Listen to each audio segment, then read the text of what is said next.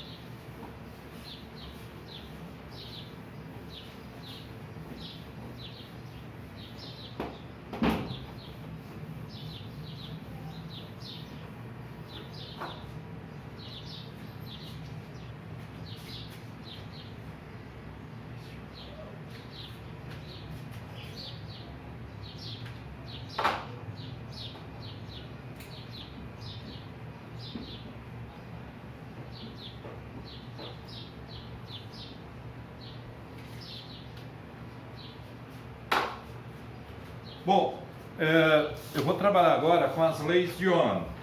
Vou ler uma biografia dele para vocês ficarem a par de quem foi ele e o que ele fez. Então, biografia de Ohm. No dia 16 de março de 1787, nasceu em Erlangen, na Bavária, na Alemanha, Georg Simon Ohm, físico e matemático que muito contribuiu com a física, principalmente para a eletrodinâmica, onde estabeleceu a lei batizada com o seu nome. Estudante da Universidade de Erlangen, obteve seu doutorado em 1811 com a apresentação de sua dissertação sobre luz e cores. Ohm iniciou sua carreira como professor de matemática no Colégio de Jesuítas, na cidade de Colônia, em 1825. Sua intenção era de se tornar professor universitário, então continuou com seus trabalhos e pesquisas, dedicando-se à eletricidade. Ohm realizou experiências com fios condutores de diferentes espessuras e comprimentos. Verificou que a resistência elétrica no condutor era inversamente proporcional à sua área da seção transversal do fio e diretamente proporcional ao seu comprimento. A partir de suas observações, definiu o conceito de resistência elétrica. Em 1827, publicou o resultado daquele que se tornou o seu mais importante trabalho, o circuito galvânico examinado matematicamente. Esse trabalho definiu o que conhecemos hoje como a lei de Ohm. A intensidade da corrente elétrica que percorre um condutor é diretamente proporcional à diferença de potencial e inversamente proporcional à resistência elétrica do circuito. Não pare agora, tem mais depois da publicidade.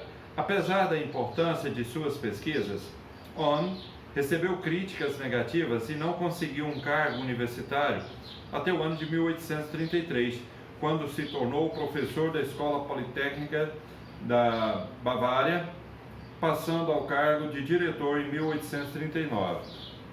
Somente em 1841, a importância de seu trabalho sobre a resistência de condutores foi reconhecida e Ohm recebeu a Medalha Real da Sociedade Britânica. Em 1849, Ohm tornou-se professor da Universidade de Munique, cargo que ocupou por apenas 5 anos, nos últimos 5 anos de sua vida. Ohm morreu em Munique no dia 16 de julho de 1854. Então, só vou passar um textozinho aqui.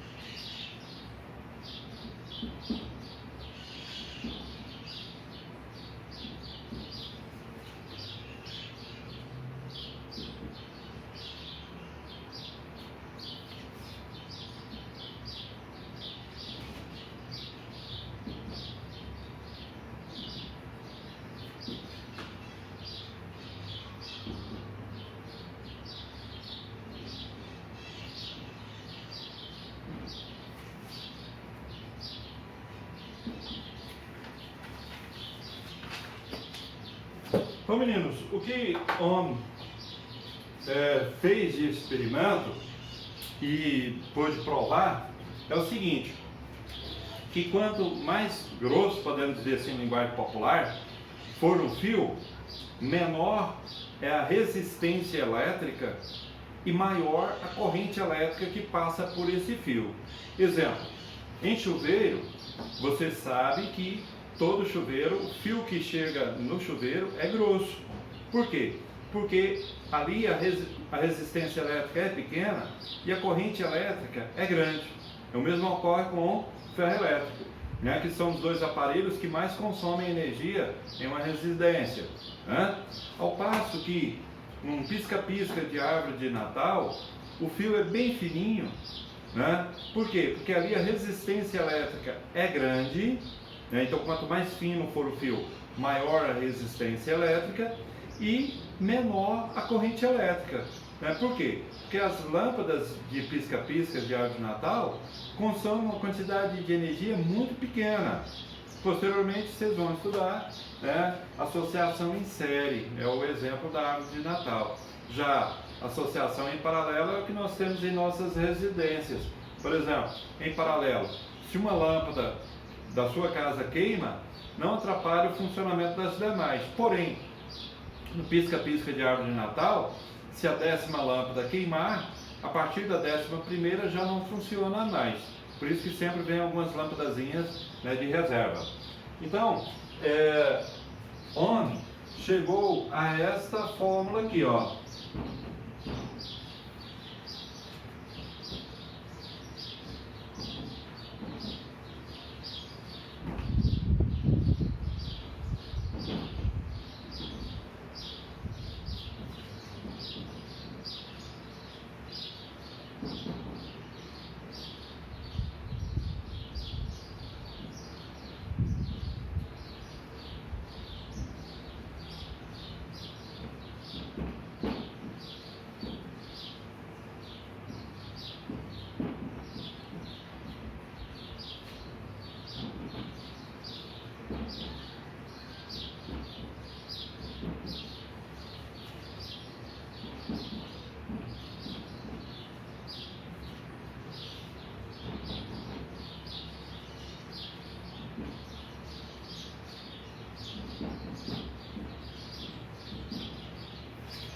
Então essa é a fórmula. Muito fácil de você memorizar, que é a fórmula do Uri. Eu tinha um aluno com esse nome, Uri. Né? Tensão elétrica igual a resistência elétrica vezes a corrente elétrica. Para você situar melhor, por exemplo, a tensão elétrica de Jaraguá é 220 volts. A de São Paulo, 110 volts. A de uma pilha, 1,5 volt. De uma bateria, 9 volts ou 12 volts. Não que a tensão elétrica de Jaraguá é 220 volts o tempo todo. No horário de maior consumo de energia, horário de pico de banho, né, por volta das 6 às 8 da noite, a tensão elétrica diminui.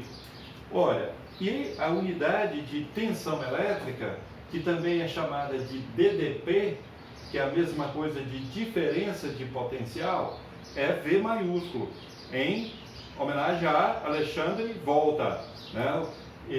Por isso é volt a unidade. Resistência elétrica, em homenagem a esse cientista, Ohm, né, a unidade é esta aqui, ó, que parece uma ferradura, né, que é o ômega, todos conhecem, né, bíblico, né, o alfa ao ômega. E corrente elétrica, como vocês já estão trabalhando com ela desde a aula anterior, é a maiúsculo de ampere. Bom, diante disso, nós temos condições de calcular qualquer uma das 3 letras. Para isso, claro, precisamos ter as outras duas. Então, se eu tenho resistência e corrente, calculo a tensão elétrica. Se eu tenho tensão elétrica e corrente, calculo a resistência elétrica. E se tenho a tensão e a resistência, calculo a corrente elétrica. Nessa aula, nós vamos nos ocupar em calcular a resistência elétrica.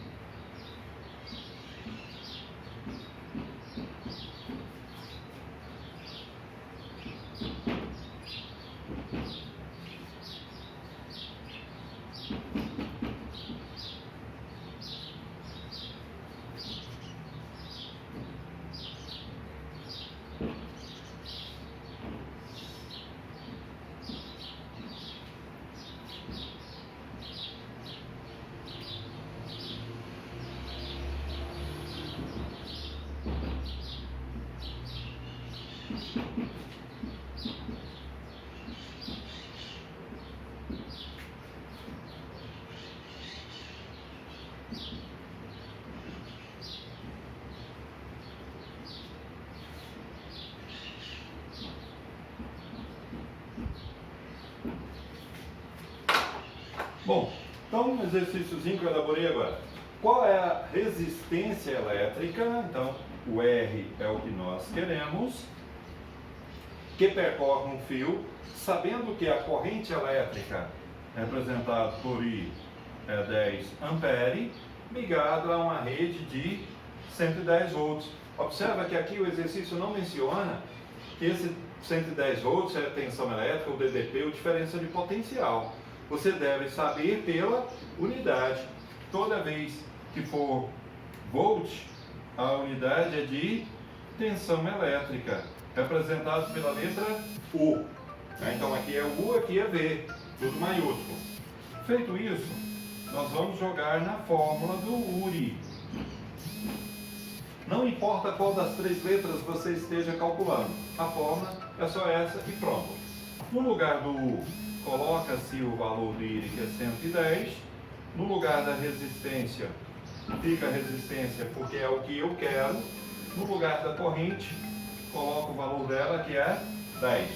Passando isso para cá e isso para cá, como eu já expliquei várias vezes, quando eu pego todo o segundo membro, põe no primeiro e todo o primeiro põe no segundo, não há necessidade de mudança de sinal. Se mudar, não há problema. Vai chegar nesse resultado da mesma forma. Isolando o R, 110 dividido por 10, que vai dar 11 ohm. Então essa é a nossa resistência. Mais um, para fixar bem.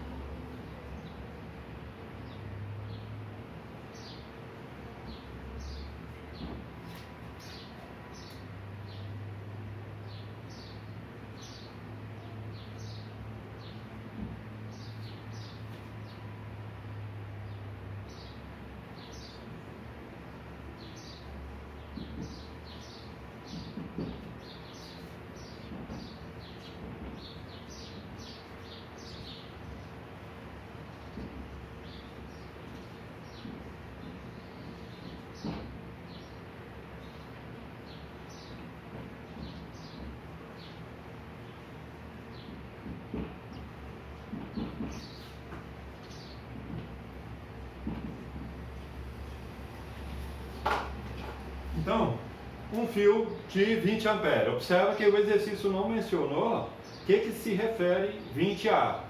Temos que saber que é corrente pela unidade. Toda vez que for ampere, é a unidade de corrente.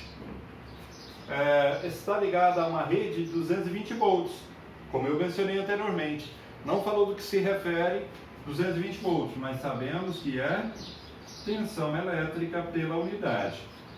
E que é a resistência elétrica. Mesmo processo. Joga-se na fórmula do URI. No lugar do U, coloca-se o valor dele, que é 220. Resistência é o que eu quero. Corrente, 20 amperes. Passa esse para cá.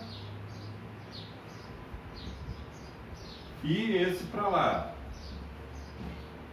Resistência é igual 220 dividido por 20.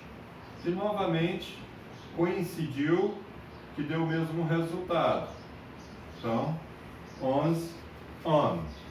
Meninos, espero que vocês tenham entendido. Se não tiver entendido, tiver alguma dúvida, pode estar postando, né, no grupo ou no privado. Então, para terminar, vou ler uma mensagem. O vendedor de balões. Era uma vez um velho homem que vendia balões numa quermesse. Evidentemente, o homem era um bom vendedor, pois deixou um balão vermelho soltar-se e elevar-se aos ares, atraindo desse modo uma multidão de jovens compradores de balões. Havia ali perto um menino negro. Estava observando o vendedor e, é claro, apreciando os balões. Depois de ter soltado o balão vermelho, o homem soltou um azul, depois um amarelo e finalmente um branco. Todos foram subindo até sumirem de vista. O menino, de olhar atento, seguia a cada um. Ficava imaginando mil coisas. Uma coisa o aborrecia. O homem não soltava o balão preto. Então aproximou-se do vendedor e lhe perguntou: Moço, se o senhor soltasse o balão preto, ele subiria tanto quanto os outros? O vendedor de balões sorriu compreensivamente para o menino, arrebentou a linha que o prendia e o balão preto ia subindo enquanto ele elevava aos ares. O homem disse: Não é a cor, filho, é o que está dentro dele que faz ele subir. Então, trazendo para o nosso dia a dia, não é a cor da pele da pessoa que define a beleza dessa pessoa, que define o caráter dessa pessoa, é o que ela tem dentro de si. Então, isso é algo muito importante. Valorize as pessoas pelo que ela tem no seu interior, é a sua beleza interior, porque essa ninguém rouba dela. Vejo que muitas pessoas só aproximam de outra pessoa com o intuito de namorar se ela demonstrar uma beleza exterior. E muitas vezes as pessoas que têm uma determinada beleza exterior é uma pessoa vazia por dentro, não traz nada de beleza interior. E se uma pessoa casa com a outra olhando só a beleza exterior, quando essa beleza exterior passar, o que vai prender ela ao lado dessa outra pessoa? Então vocês, como futuros pais, futuras mães que vão escolher uma pessoa para conviver com ela o resto da sua vida, tem que estar avaliando muito isso, a beleza interior das pessoas. Então, meninos, tudo de bom, até a próxima, tchau, obrigado!